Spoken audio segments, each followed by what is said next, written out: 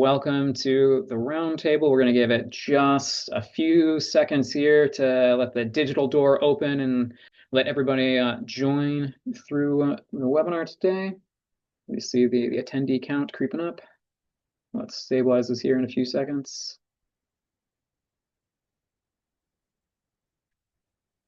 Right. Looks like we are good to go. Let's start this off with a brief little welcome. Thank you, everybody, for joining today. Hi, everyone. Welcome to another edition of our monthly Resilience Roundtable. I'm Chris Gassman, Executive Director for the Pitt Center for Sustainable Business, and your host for today's session.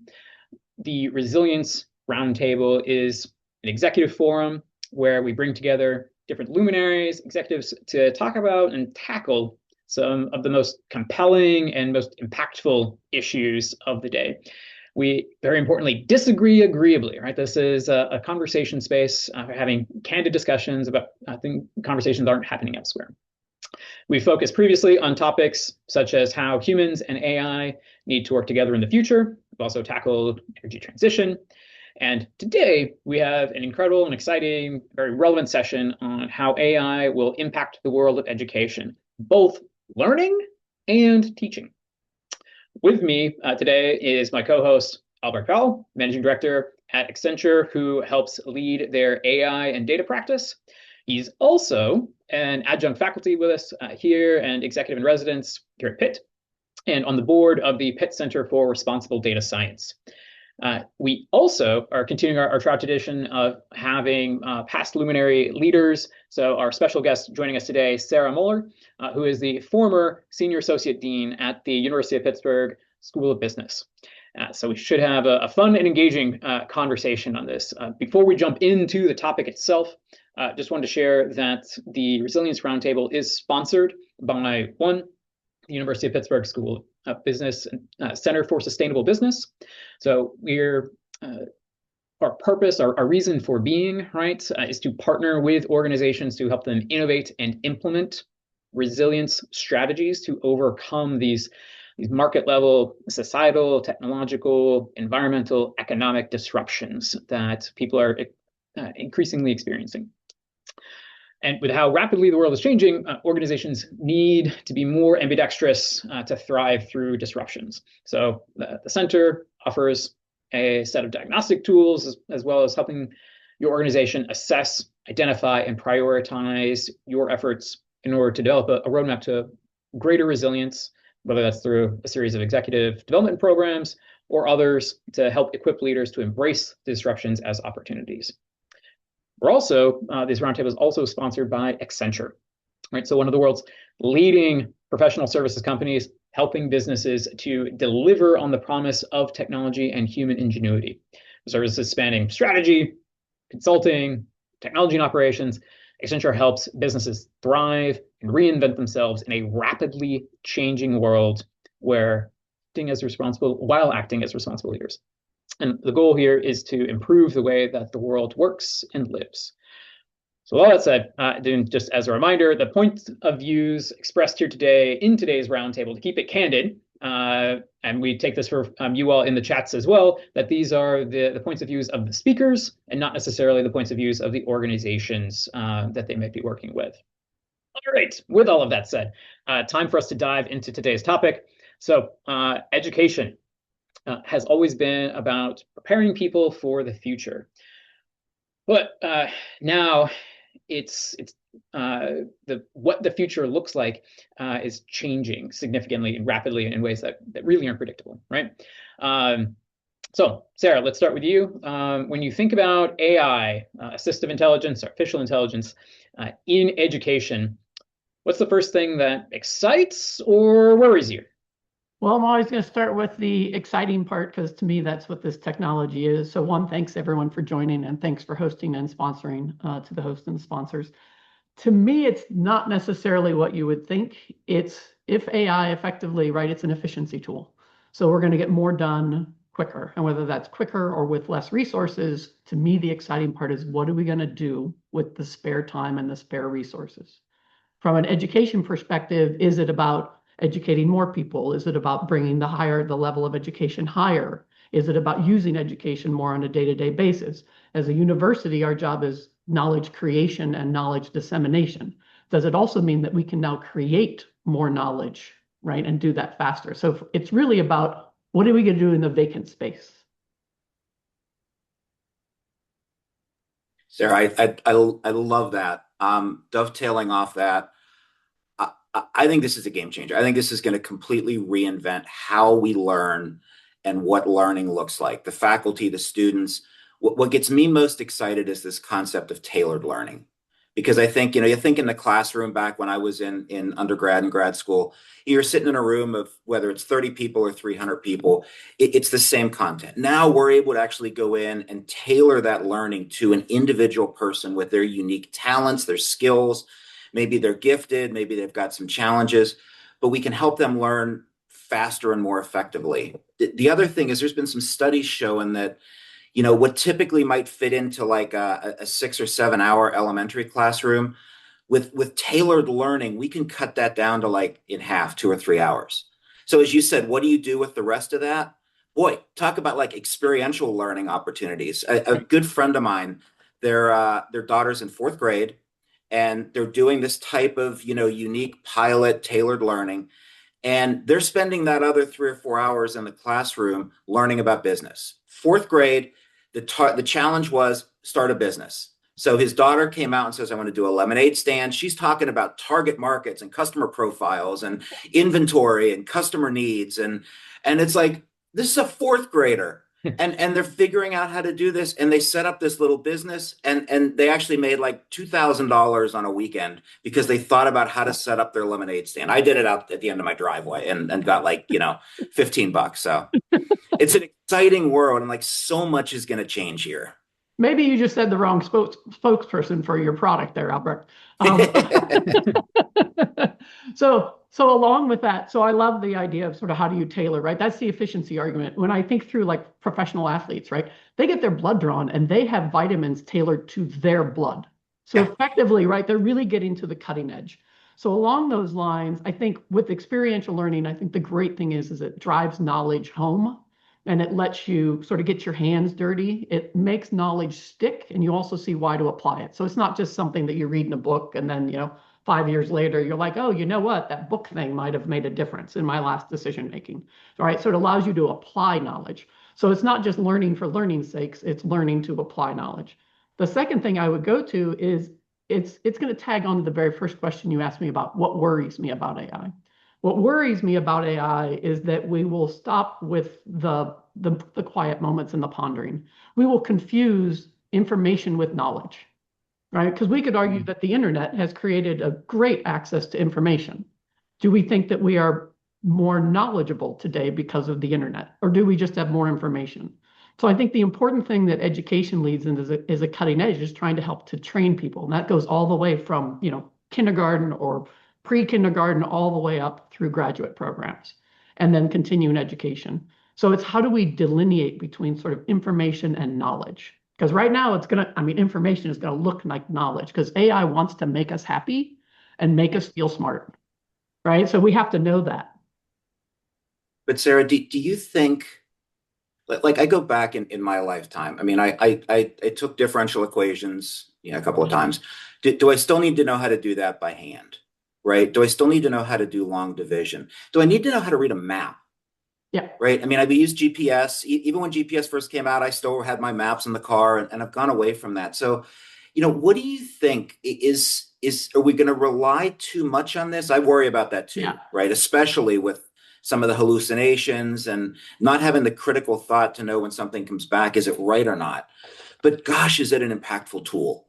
And it's a game changer for how we do things. It's amazing. One of the things about, I unfortunately or fortunately have 4 college degrees. I've been lucky enough to be able to do that.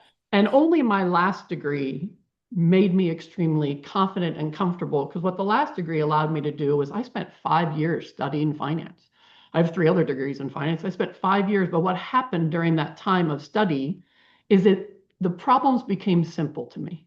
Not the solutions. Solutions are always difficult. But what happened is in that time that I spent, I got to really understand that you could simplify things down. My concern to your point is the more we have this information in front of us, is it just going to add to angst, right? So how do we manage that sort of the mental concept of we have so much information out there? How do we do that? I used to sell food to the Caribbean islands, and we would bring people to the U.S. and we'd walk into a U.S. grocery store, and they would just be overloaded.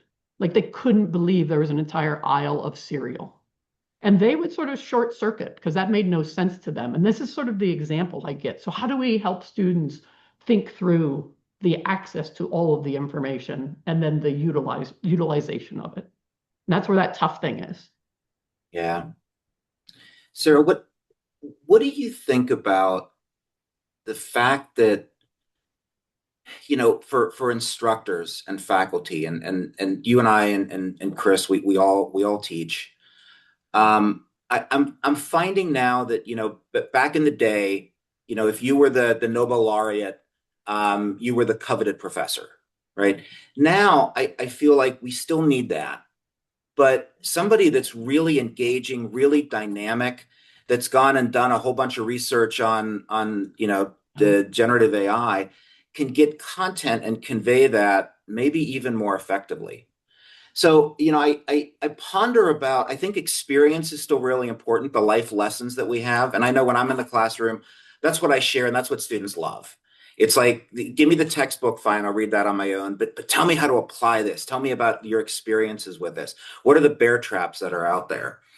But I wonder if this is going to change how our faculty, who our faculty is and how our faculty teaches. It absolutely has to change how we teach. I think as we move through the next generation, I think it will also change who teaches. Yeah. We don't move that fast in moving people out. It'll definitely change how we teach. And we have faculty that are adopting it in all different ways. Some say absolutely no, you can't use it in this class, you can't use it on this topic. Really? Yeah, Really? some say absolutely no. So for instance, so again, I'm in finance.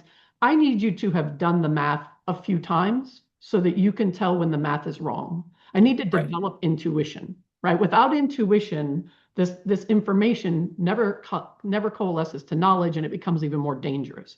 Because now I don't know. For instance, there was the trading gaffe that happened when somebody put in the decimal point in the wrong place, and it sent the market spinning. Well, somewhere somebody should have been like, oh, wait a second. Was that really supposed to be a trillion? Right? Or should it have been a million? So you have to develop that common sense. But then on the other side, you have people who are totally adopting to it. And for instance, when I get back into the classroom after my sort of former deanship, I'm going to create my own GPT on things like capital budgeting, which is something that we teach. And I'll put in all of the material that I know, right, that I believe to be very good material. In other words, I will be a curator of information.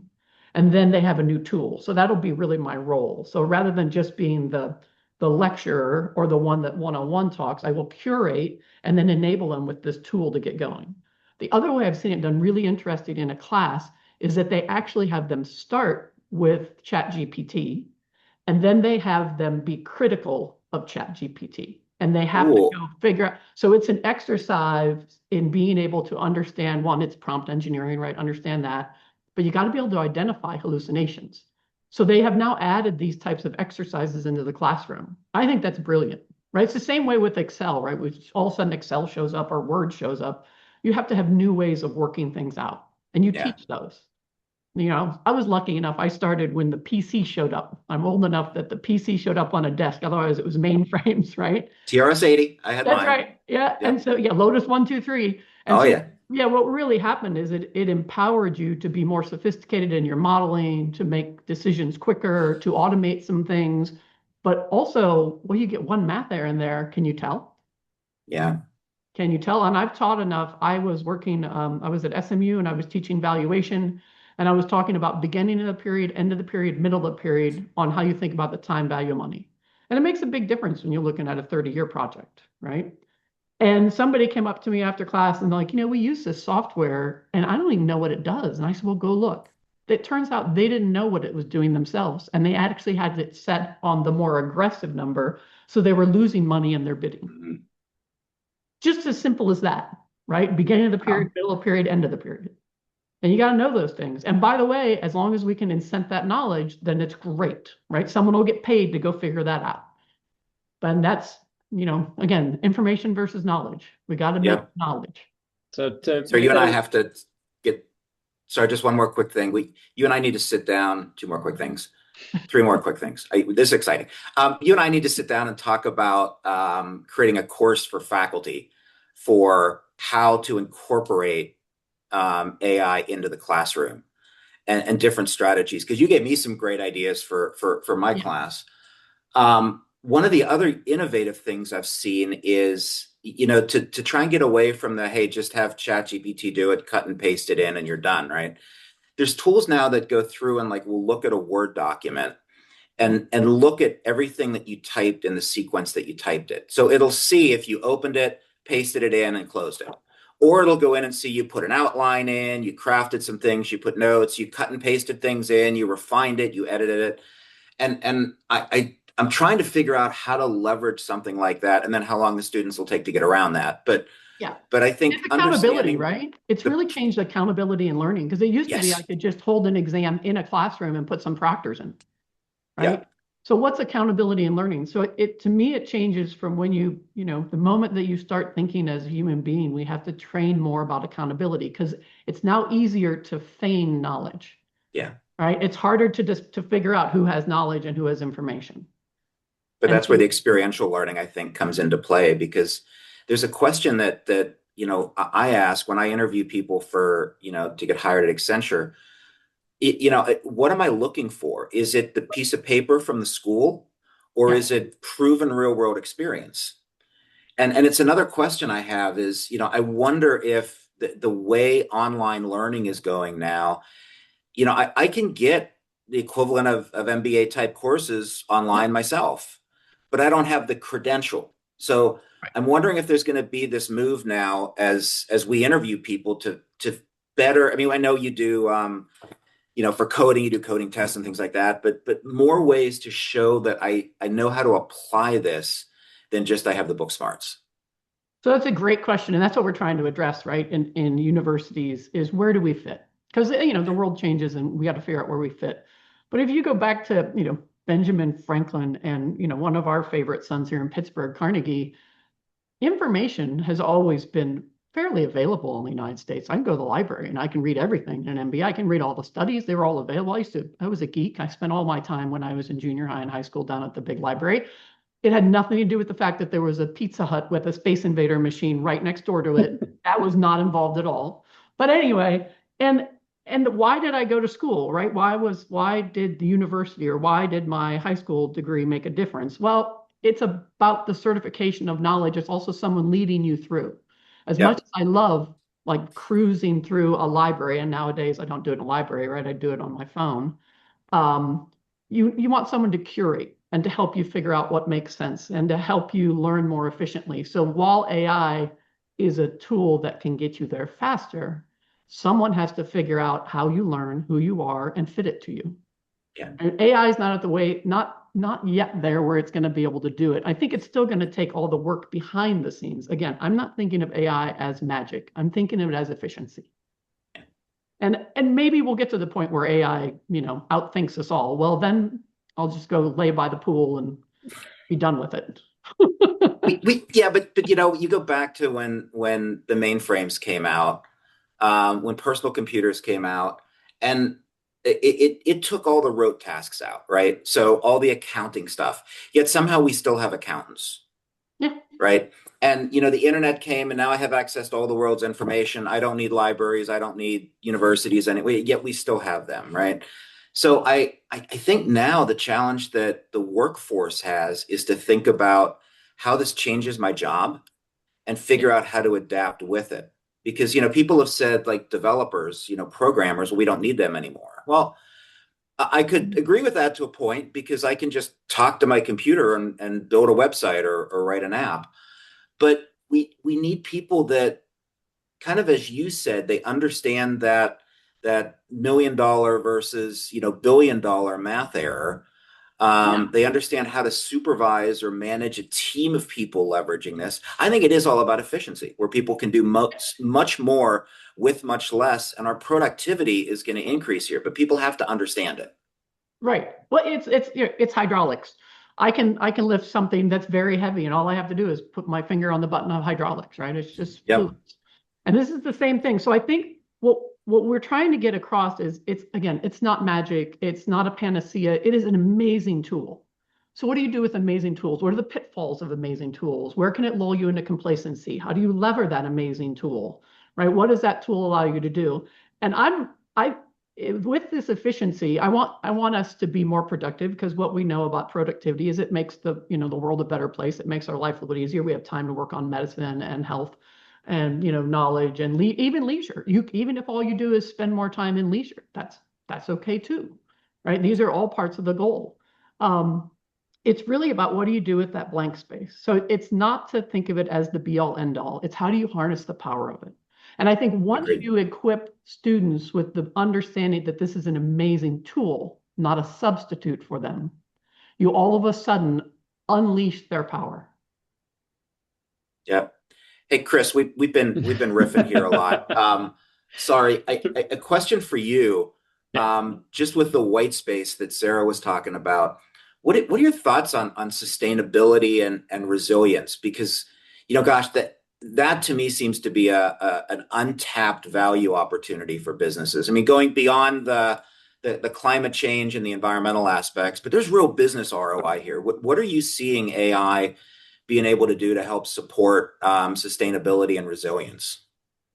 Sure. Yeah. And thank you to some of the folks throwing ideas in the chats. Love some of the points in there that have been framed up. So I'll try and tap a few of those. If you do have questions for the panel, encourage, like some folks have doing, use the Q&A. Albert, to your point, and again, I have seen a little bit of discussion on this in the chat. The interesting things that I've seen have been around, beyond just the efficiency piece. It's, Sarah, to your point, the hydraulic bit of, like, what new problem can we solve that we are uniquely positioned to, but we need to stretch our capabilities and stretch who also is the customer that we are solving that for, right? That's previously in MBA or business school training, that was the stuff they were like, no, you're innovating on multiple fronts at one time. Don't do that. That's risky. In a market where things are just shifting all the time underneath you, and you need to find more blue ocean opportunity, more resilient ways of creating value, those untapped opportunities, those unsolved problems that really need solving. That's the kind of stuff that we've seen folks being able to tap into, like, how does integrating AI intentionally across your value chain, from strategy all the way down through finance, and again, every point in between there, how does that help you solve new problems, right? How does that help you address those unmet needs of underserved communities and unlock those trillions of dollars that are waiting in there in that market? So those are the really exciting things. No one's really done it well yet consistently. We see little pockets of, they do it well here, but nowhere else in the rest of their value chain. So excited as students start to learn more how to do that, and as educators start to figure out how do we educate and be that learning coach, Sarah, like you were talking about, like how to train on a tool for that. So you bring up a great point. What happens is, when the information is so available, you can now do much more multidisciplinary things more efficiently, right? So now we got information turning into knowledge, and that is a huge power of AI, because now I can sit. I actually was trying to calculate something the other day that was from physics, and I was like, I've had one physics class in my entire life, and it was in high school. Let's argue I'm not a physics scholar. It was amazing how far the AI got me, because I didn't even know what to look at. And we went back and forth and back and forth. Now, I'm not sure if it did it right. To be real honest, I actually did an empirical test because I wanted to confirm that the math that it gave me was right. Now, it is inconsistent, and I have yet to solve the problem because it was just more of a personal idle Sunday thing to do. But my point is, I know empirical skills. So what I just did was I triangulated. Right. So I got my AI kicked me way far forward, but I didn't believe it. I'm a skeptic, and it's fine. I can be a skeptic and an optimist. Those things are not in contrast to one another. Right. And so I went ahead and did that. So maybe we need to teach more of empirical. So it's right. You got this AI that will take you now. How do you do a stress test on it? So I'm not going to become a physics expert. I'm not. but can I do then an empirical to then triangulate to make sure that what I get is right? And so that's a whole different way of thinking, right? And that's where you get that multidisciplinary. So how do I become functional and multidisciplinary when I only really know one discipline, right? I'm an expert in one. And that is a skill set which we have not trained. Yeah. Sarah, first of all, we got to talk about you just wanting to do physics problems on the weekend, but that's for another discussion. It's one of the things I was with the other day with the Pitt Center for Responsible Data Science under Mike Colorisi, and we had our board meeting, and one of the things that we talked about is just what you said, the concept that now people can have such a more broad and diverse experience base and truly be multidisciplinary. And one of the things we talked about is AI is not, it's not a computer science curriculum. It's not an MBA curriculum. AI has to be in every curriculum, every major. You can be a philosophy major, an English major, history major, a music major. AI is going to have an impact in your profession, in your knowledge space. So it's one of the things that I think as the university, we've got to weave AI of some level into every curriculum so people understand, what it is, how to leverage it for what they're doing, and how it's going to change their particular career field. Because it is. I think it's going to touch every aspect of what we do. Our daughter's a graphic designer, and she's all freaked out because she used to design like logos and marketing campaigns, and now AI does that. But AI also doesn't bring the humanity, the unique. It leverages on what's been done before. So how do you use it? But then how do you still realize that no, we still need individual creativity? Yeah, I think what we're learning right now with AI is that we know that they're great partners, right? AI is a great partner, but it is not a great lead. So we have to train the partnership model. Now, will that be true 2 years from now? I don't know the answer to that.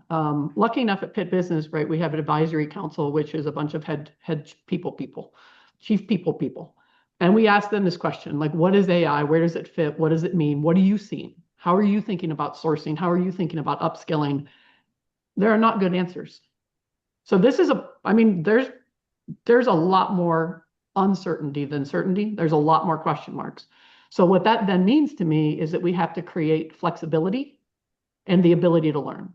And the great thing is that AI maybe isn't so great on flexibility, so that has to be trained, but it definitely makes learning more efficient.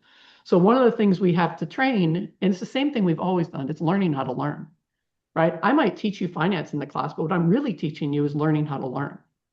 So what this is now we're just reschooling. So it was also mentioned, like you mentioned, Albrecht, about, we train teachers, have a class to train teachers. Well, at Pitt Business, we spent the summer, we've actually had 3 different series of teaching people how to use AI in the classroom. We've also had series on teaching them how to use it in research. Because remember, our job is also knowledge creation.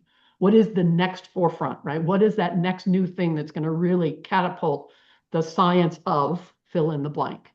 And so it's getting that researcher so they can use it. So again, when you're at these points in time, you learn to learn. I think the value proposition of education has always been the ability to be resilient, and that change is now not something you fear and it flips you over. Instead, you figure out a way around it. What's the next challenge? I think, again, it's a tool. It's an amazing tool. And Absolutely. I want to make sure that people understand and not lose sight of that. Yeah. So I was going to say, Sarah, actually, on that point, we actually do have some questions from folks in the audience around tools. So what kinds of tools, Sarah, you and Albrecht, you seeing in your experience in education? Like, is everyone just using Claude? Is it GPT? Are there others? Is everybody on DeepSeek? How are folks thinking about this from both the educating perspective, the teaching, or from the learning perspective? Well, so I'll do a real short one. So I'm not an expert in all of them. I actually did spend, AI and I, about a year ago, went through and classified all the AI tools. And that's what AI is great for. And what we're finding is that ChatGPT is sort of leading the charge when it comes to basic, words, knowledge, writing, etc. What I have found actually is it's the resource, it's the cost of it, and it's what your institution will let you use, right? Because there's all of the issues of information and sharing information. So right now, for good or for bad, what we're using is institutionally based. It's where has Pitt placed its sort of money and bet. That doesn't necessarily create the best tool, right? So that's where we are. And Albert, I think I'll turn to you. No, spot on. Just from a tool standpoint, there's so many out there right now. And what's exciting is there's so many that have become specialized in certain areas, doing graphics or writing a proposal or writing a grant. So, is there a tool or there a set of tools that there's literally hundreds, thousands out there, and they all serve a purpose. I think what's really interesting is this concept of, agentic agents, where we take these tools and not just get information, but allow them to act for us and act and do things for and with us. So I think that's one place where we're going very rapidly right now. But the other is we're starting to touch on some of the ethics questions. I watch people use some of these open, platform tools, and they're putting, corporate proprietary information in, and that ends up coming up on a future search from somebody. And it's like, you're the X company's business plan.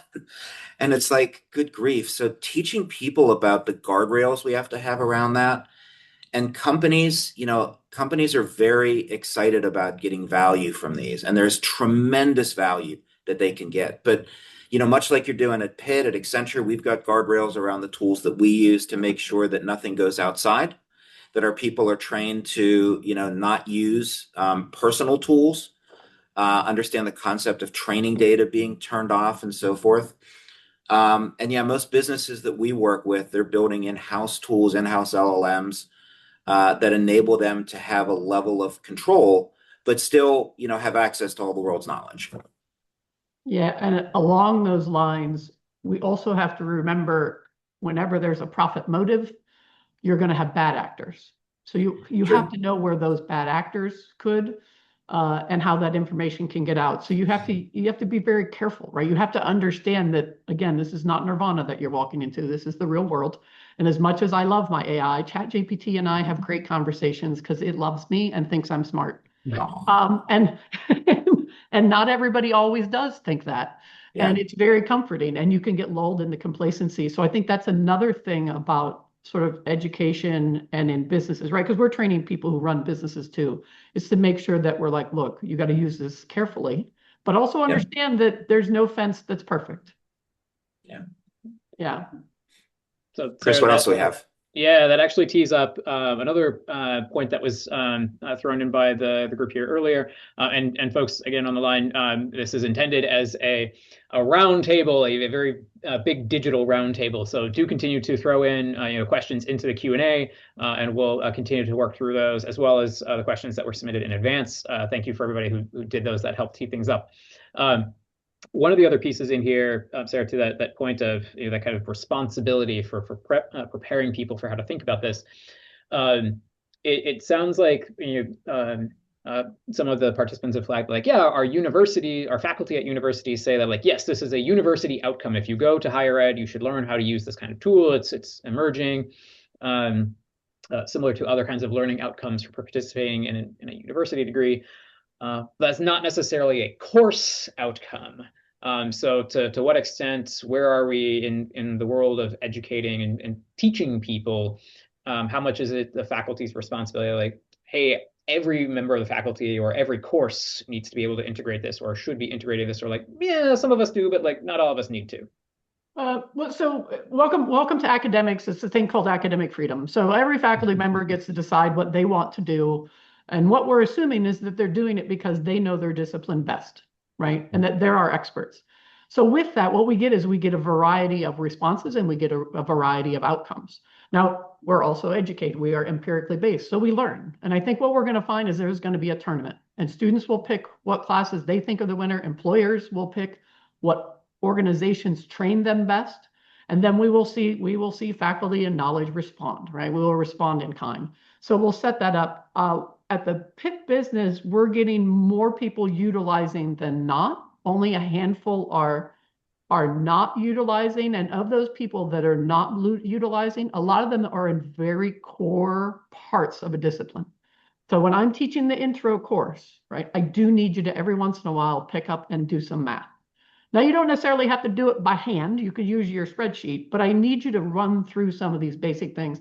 I always find it surprising, and it's something I tell my students. I go, some of you, I know that you are athletic. I know that you go do various things. You're trying to improve parts of your body, whether it's strength or coordination or whatever it is. Not a one of you goes straight to the most advanced exercise and does it. You warm up, you train, you start with lighter weights, and somehow you don't think your brain is the same thing. Right? I can't just send you off to go, run the 50-yard dash. You're going to pull something. You gotta train, et cetera. So I always try to drive that in, and that's what we're seeing. I think they're rationally adopting the lack of AI. Now, what we need to do, and it takes time, is to get it more in to show the power of it. So if I'm teaching intro, I might actually go ahead and say, you got to do this math. I need you to do this like 10 times so that you can see what's happening. Now I'm going to take you into AI, and now we're going to interact with it. And you're not going to have to do the math anymore, but you've done it enough that you get the basics of what's happening. So you're going to be able to tell where AI is hallucinating and not. And I think that's where the training lies. And again, you're seeing more and more faculty adopt more and more sophisticated ways of using and utilizing AI. We don't want people to cheat, right? And we want them to get their knowledge. We want to actually give them knowledge, not a grade. Because I need to get you placed into a job, and I need you to do a good job. That's my reputational capital. And I need to add to that as a university. So it's in our best interest to do that. And again, it's a process. To be real honest, it was about 12 months ago we started talking about adding it to actual training. And isn't it amazing how fast this has gone? I know. Yeah. It's amazing. Albert, I think how we about need from your to side? be, I was just going to say, I think we need to be very upfront with students at the beginning of classes about why they're there and how they're learning. Because, again, we're all grade focused. Whether it's a student and a letter grade, whether it's us as professionals, we get rated on our metrics and so forth. But what I think we need to do is we need to get students to think about not so much the grade they get, and I think we've got to figure that out, but more about what they're learning, how they're learning, the value of what they're learning. Yep. And I think that'll help them understand, when and how to use these tools. Because, they can go and use the tool to answer the problem, but if they don't understand it, they're not going to be able to apply it, and they're not going to be able to leverage these tools as a crutch in everything that they do. And again, it comes back to how we apply this experientially, how we apply it to the real world. And I think that's a theme we're going to see as more and more of the classrooms taking this and applying it to, case studies or real world business problems or, real world arts or music or philosophy problems, because we need people to think, right? Yeah. Not just be a tool of the AI. Yeah, I think so. Albert, you just hit it perfectly. AI should be our tool. We should not be its tool. Yes, correct. Right. And so that's where we should go. And that's really what we have to do. But let me just say this, because I get students and they're, by the time I get them, they're using an age, they're 18, right, in our undergrad. They need to learn how to fail and to investigate from the moment they show up on this earth. Because by the time I get them at 18, they already believe that the only way to succeed is an A. Like they don't. My best classes I took were C's. Same. Boy, did I learn something that I had no idea. Now I did not continue to pursue those because it turns out I wasn't very good at it. But I learned so much in those classes that I worked hard, but I did poorly in. I mean, sometimes the best thing you can learn is, wow, I'm pretty much bad at that. And so you got to learn to fail. As a research scientist, I'm rarely right. I really am just failing my way to success. And you got to learn that. You just have to be like, well, that didn't work. Now what do I do? And Yeah, and AI is very very complimentary, regardless of what oh, that's a great idea. Oh, it's a fantastic thought there. And it's like, thanks for the platitudes. There's times I need that, but there's times when I actually will tell it, it's like, stop doing that. It's like, maybe we need to generate an AI with a little bit of an attitude. Yes, exactly. So, Albrecht, to that point, from the employer perspective, we've teased up this a little bit, like the business model of educating, right? There are going to be circumstances where, maybe a few folks have kind of written in different kind of questions along this line, that the assistive intelligence may outperform the teacher in terms of being a learning coach, right? And I think you've even probably seen some examples, Albrecht, where more web first or AI first types of programs are out there to get credential degree programs that are maybe a fraction of what we do through a brick and mortar type of university. So I'm curious from the employer perspective, how companies are thinking about that. Like, what is the value of a brick and mortar education? And then, Sarah, would love your thoughts on it too. Boy, am I treading on thin ice here, considering I'm faculty we at Pitt. agree disagreeably, right? So, and on the board of Pitt. No, I look, there's two parts in my opinion about, and I think we're talking about higher education. I think elementary, primary education, it needs brick and mortar because it needs an environment, it needs structure. But I think there's a lot of hyper personalization we can do there. But when we talk about higher education, sure. I mean, Sarah said it earlier on, this information's in the library, it's in YouTube, it's online. Pitt's got courses, other universities have courses online. That's all great. But part of the university experience, though, I think is still that transition from youth to adulthood. And college for me was an eye opener, right? I love to learn. I'm a geek. I did all the geeky stuff, but I also grew up a lot. And there's a value in that in the institution. But I think more important than that is the community that you're involved in. You can learn online, and it's kind of textbook learning. It's listening to a lecture. But if you're in a classroom, you're interacting with other students, you're interacting with other faculty, you're interacting with people in the community. You started this off, and I thought you were going someplace different about AI knowing more than the faculty. Every time I get in the classroom, I am humbled because these students, they are so smart, and they're so darn smarter than I am in many cases, right? And I love that because we both bring something different. They're bringing new ideas, they're bringing fresh ideas, they're challenging me in my way of thinking, and that's exactly the way it should be, in my opinion. And that just elevates the learning on both sides because they challenge my thinking. I bring more of the real world experience. I do have a little bit of gray hair to bring into this. And they really value that, but they come at problems with a different mentality. And that's where I think the brick and mortar, the physical learning, I think that's critical. It certainly can't go away, but could it be augmented? Yes. Could we get some of the blocking and tackling courses out of the way online beforehand? Maybe, right? But I think the brick and mortar universities are very much here to stay. But I think we need to look at what that experience is for students. And that's going to be a game changer. And universities that think about that and adopt that, and that's top of mind, they're going to win. Universities that don't and try and do the same thing they did previously, they're going to be like Kodak, and they're not going to be around. Awesome. Sarah, from your thoughts? Yeah, so I'll switch because I agree with what Albrecht said for that again, using age, that undergraduate experience, that 18 to 22-year-old. Let's talk about graduate education because that's a different critter, right? There you're trying to upskill at work. But I have to say from my own N-is-1 experience, my favorite degree was my MBA because it was finding, I was, 3 years of experience. It was about finding a group of people, and we talked through all the problems that we were having at work. And then now when I read the book, it made sense.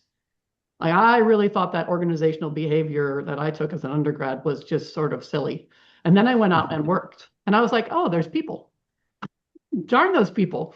And I'm like, wait, there's a science. There's a science to it. So when I went back to the MBA, like, that's where I found it. So how does it affect graduate education? If you're just getting graduate education to add a skill, right? and you're really not involving yourself. You're not becoming a part of the cohort, right? You're not meeting your fellow students. Then yeah, the online education, the Gen AI, do it that way.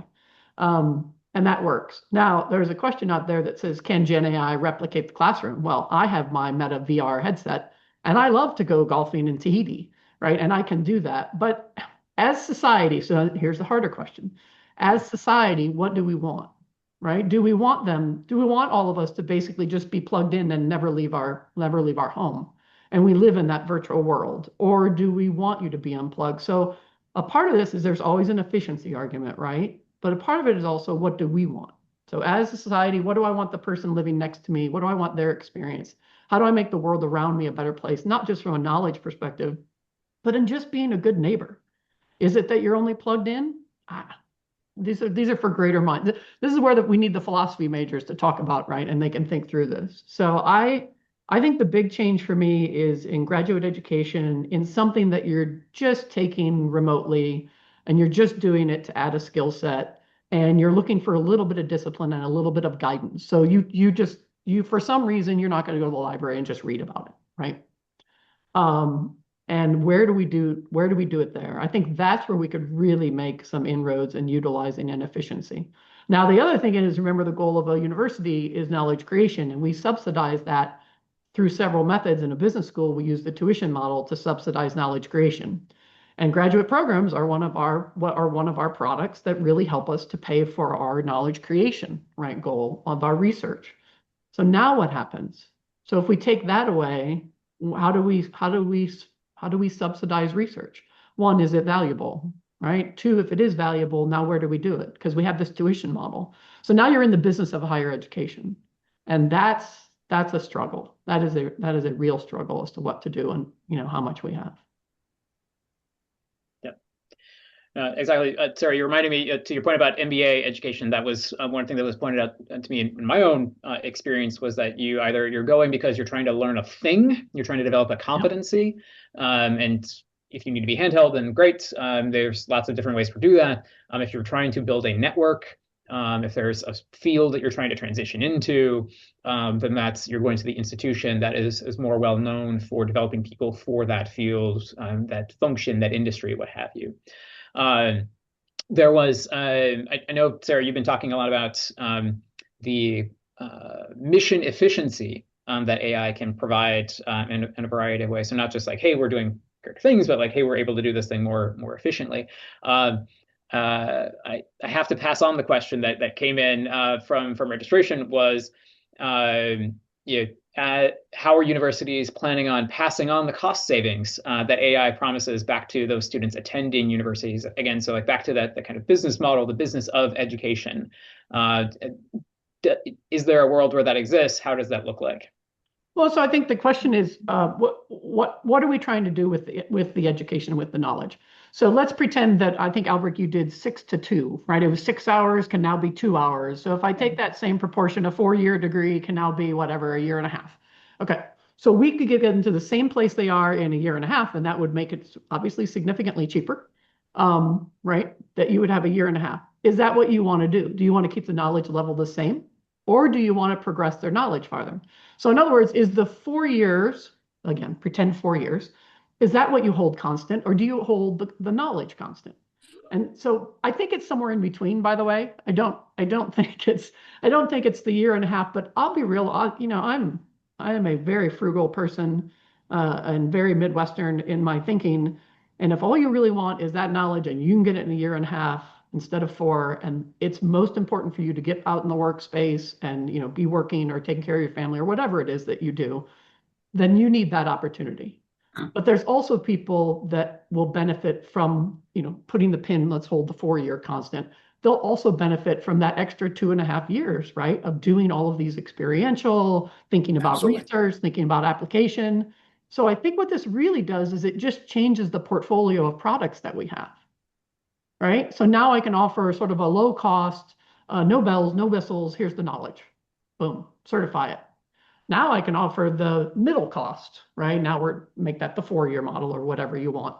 And this is a whole different experience. So the student, if you're hiring, again, I'm a business school, so I'm always thinking about placing, how am I adding value to my students and That value comes about when they go and get their job. The 1.5 year person will be a fit for a different type of company or a different role than the 4 year person, right? Than the graduate person. And I'm fine segmenting the market. But if what you think is that schools should just adopt the 1.5 year model, right? That's not going to happen, because you know what? We want to survive too, because we're humans and we're incented. And I love my mission. I love finance. I love what it does. I think it's important. I think it makes the world a better place, as much as it's hard to, I say that about finance and I giggle at it, but it's true. Right? That democratization in the markets and the ability to fund the best idea. And what is the framework to fund the best idea? To get the most out of every dollar that we have. That's basically what finance is. And I want to continue that. So I'll perpetuate it. I'll let the markets determine whether there's a market for the 1.5 year model and the 4 year education model and the 6 year education model, and away we go. But I think universities need to be thinking about that. And it may be they've got different ways of learning, different tracks. Our daughter went to medical school, and they were a bit innovative. They had 2 tracks. One was the traditional classroom textbook track, and they learned in the classroom. The other was all applied learning. Like they had a lecture, but there were few textbooks. It was, here's a body, what's wrong? Here is a patient, what's wrong? And these are first years, and they're like, I don't know. Well, ask them, and they learned by doing. So it was a bit of a radical way to learn, but it fit her model, and she learned so much faster that way and could relate to the hands-on. And again, I think that's where universities are going to go, is I think we've got to have those different ways of learning, different types of programs, the 1.5 and the 4 year and the 6 year, and the with research and the with experience. And, it's an exciting time. But I think that the message out to universities is they've got to be thinking about this and putting plans in place for where the future is going to go. Look, I can't wait to unlatch sort of basic book learning from higher education and being able to change the forefront of knowledge. Yes. Because I think some of the greatest thinking is done by people that don't think in a traditional way, right? And you got to learn books to get a PhD, to do your research, et cetera. Now imagine if we take this whole group of people that just didn't have that basic skill set, right, to make it through that level of sort of rigor and knowledge that you need so that you're at the forefront so you can come up with the next great idea. And now we've just broadened that set. Yeah. I can't wait to see what somebody comes up with that can't memorize and take a test like I was able to. I can't wait. They're going to think so differently, and they're going to solve problems differently, and that's what we need, right? As we were talking about earlier, right? You need that friction to create the sharpest point. So one more question that might be useful kind of on that front, because we've been teasing about this a little bit as far as like K through 12, undergraduate experience, or maybe a graduate experience. What about more for like the lifelong learning piece on there, right? So folks that might be coming to universities or looking at education for upskilling later in life, or folks that are like, hey, I've finished my first round of a career, maybe I'm retired, semi-retired, or transitioning to a new thing, right? Like those later learners that aren't looking to learn for a degree, but are still looking to learn in some way. In this era of AI, what role do universities have for that? Or should we even be thinking about that kind of lifelong learning and AI together? Or is that like, no, they'll figure that out somewhere else? No, it totally fits. As a matter of fact, lifelong learning is the model that we believe in, right? We love our alumni, and you get your space there.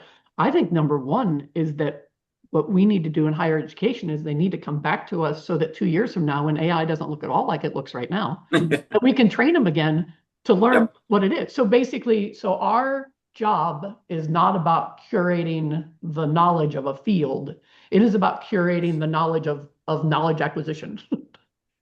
Right? And I think there's still a place for that that you can figure out. I think the second thing is, until we come up with the AI, whatever that means, universities and institutions like universities can curate trustworthy AI tools and playgrounds. Because we don't want you to just buy any AI, right? We want an AI with good information. So I think we can help to curate that. And Accenture curates that information, but they have a profit motive, right? So you're not necessarily going to share it for the same price that a higher education would.